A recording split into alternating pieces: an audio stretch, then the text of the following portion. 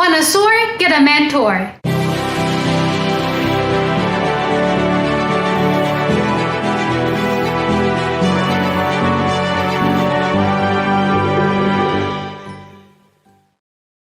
Hey, it's Nina Carmichael. We made this video because you're the most ambitious person in your circle. You know you are capable of more, and you get that push by surrounding yourself with the best. So today, let's learn from one of the best, my husband Evan Carmichael.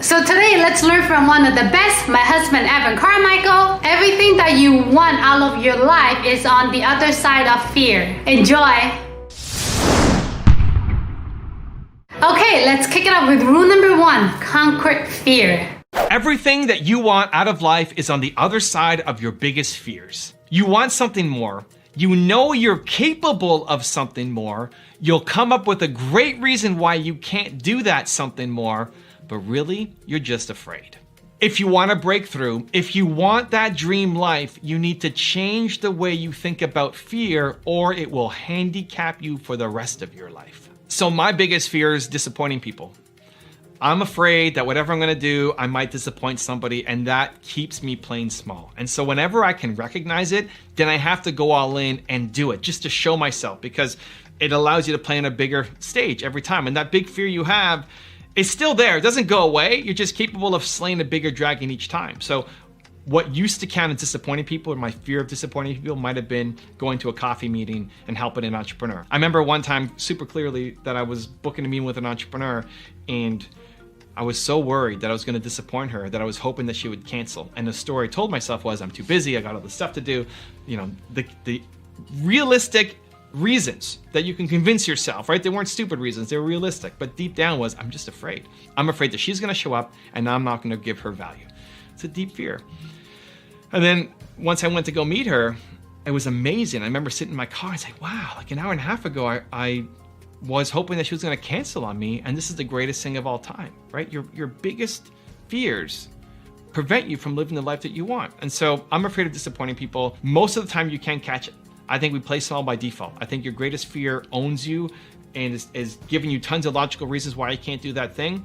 But whenever you catch it, whenever you do actually catch and say, I think this is just my fear talking, that means it's go time. That means you have to do it just to teach yourself that you're able to conquer it and move to a greater level of success. So how do you actually change your relationship with fear? I'm gonna give you a 3-step process that I think will help. Step number 1 is understand that self-confidence comes from doing scary things. Self-confidence, self-love, self-respect comes from doing scary, difficult things. If you're scared of something, right? Your heart's going boom, boom, boom. You're scared of it. You're worried it's not gonna work out. And you catch it. This is the thing. Again, 95% of the time, you'll never catch it. You'll just subconsciously play small. But in the 5% of the time that you actually catch it, if you go off and do it, even if you don't get a result, just trying, just by doing it, you teach yourself that you're awesome. You teach yourself that you don't play small. It's better not to catch it than to catch it and not do it. If you don't catch it, you just keep living life, right? Ignorance is bliss. But when you catch it, say, I think I'm just actually afraid of this thing. That's why I'm not following through. And then you don't do it, you're telling yourself you suck. You're telling yourself you're afraid, and when you're afraid, you don't do it. I want to flip the script. As soon as you catch it, in the 5% of the cases, right? You catch it, you have to do it. You have to do it. You have to just go off and do it, because that way you're telling yourself, I'm amazing. I rock.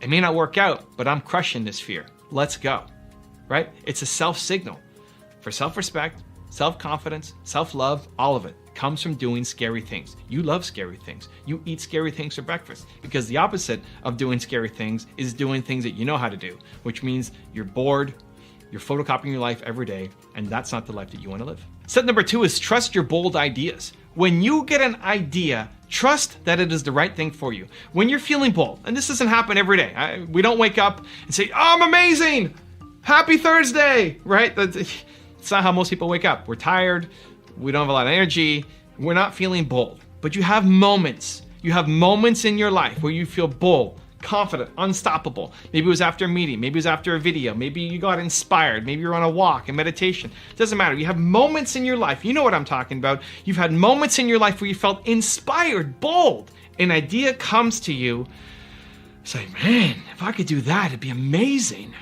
right? You know what I'm talking about. And then the next day you wake up, say, I can't do that crazy thing. Who am I? I can't do that. I don't have the XYZ, right? The money, connections, time, resources, blah, blah, blah, blah, blah. I can't do that, right? Trust your bold ideas. I believe that the ideas that come to me, that come to you when you're feeling bold, are actually the right ones for you. And then your brain, which is designed to keep you safe and only understands the world that currently exists, your brain starts talking you down from it. And if you wait till the next day, it's over. Then your brain is already taking charge. It's in control again. You're back to being safe, boring, photocopy your life over and over and over again.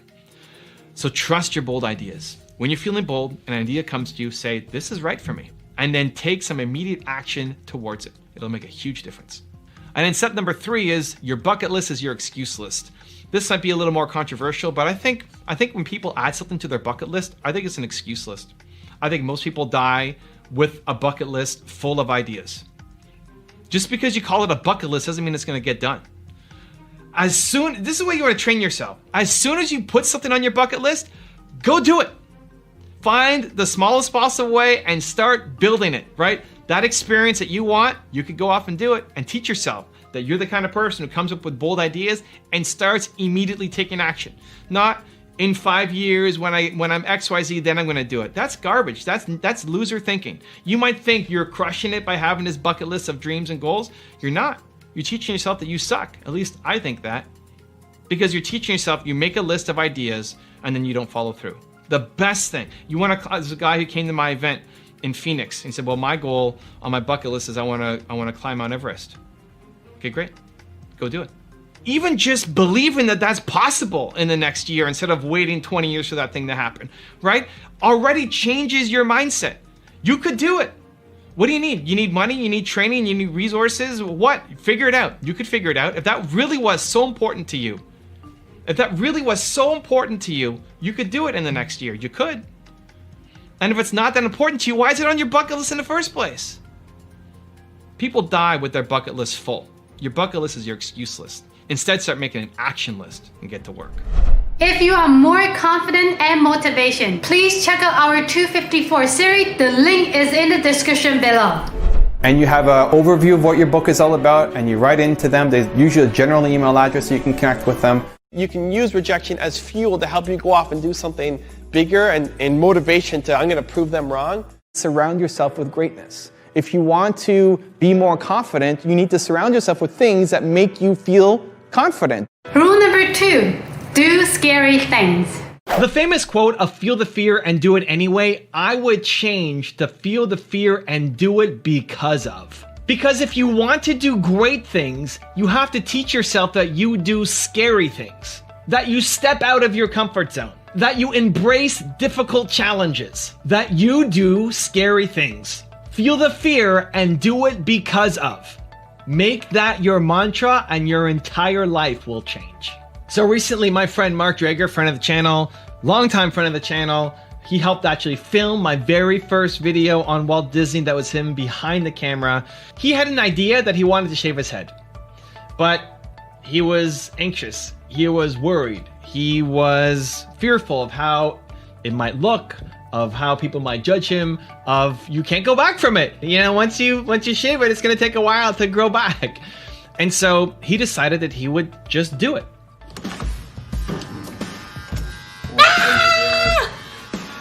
Why are you videotaping that? What is he doing? Is it not crazy? It looks pretty crazy right now. I hope it looks better when it's done. Maybe not. We'll see. And what I love about this is that he decided to do the scary thing. That whether he sticks with having his head shaved or not, doesn't matter. It's teaching yourself that you do scary things. That when an idea comes into your head and the instant voice that comes back is, well, that's scary. I don't know if I can do that.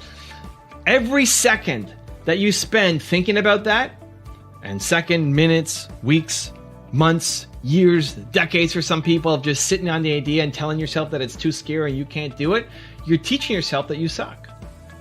That's what I believe. I really believe that if you want to do something, you've got an idea in your head Maybe it's shaving your head. Maybe it's something else. Maybe it's asking somebody out. Maybe it's starting that business. Maybe it's making that phone call. Maybe it's writing that book or making that video or starting your Instagram account. Whatever it is, we all have these things that we fear.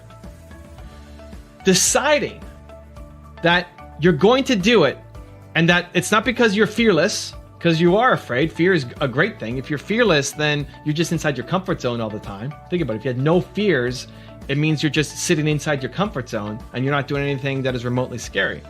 It's feeling the fear and saying, I do scary things. I'm the kind of person. Teaching yourself that you're the kind of person who follows through on difficult things, on scary things. That's how you build your self-confidence. That's how you build your self-love. Mark shaving his head, you might think, well, what does that have to do with his business goals and progress as an entrepreneur? Everything. Is he going to land more deals now that he has a shaved head? Probably not. But the self-love, the self-motivation, the self-confidence that comes from teaching yourself. If he had that idea in his head for weeks or months and saying, I should do this, and then he's not doing it, he doesn't follow through, the record in his head is, I suck. Do you think he's going to be bold in business? Do you think when he comes up with a new idea for what he should be doing on his campaign, on his hiring, on his next step, that he's going to take action? Heck no! Because that loop is in his head saying you suck. You come up with ideas and then find ways why you can't do it. You come up with bold initiatives and then don't do them and play small and they just stay as an idea. You need to flip it. You flip it. In every circumstance, as long as it's not against your ethics or is just plain stupid, right? Like, don't just jump into a lion's cage because you're scared to do it, right? Most of the things that you're afraid to do are not actually against your ethics and are not actually going to cause physical harm to you or somebody else, right? Most of the things that you're afraid to do are revolving other people's opinions, other people's judgments, failing in front of somebody else, and that now is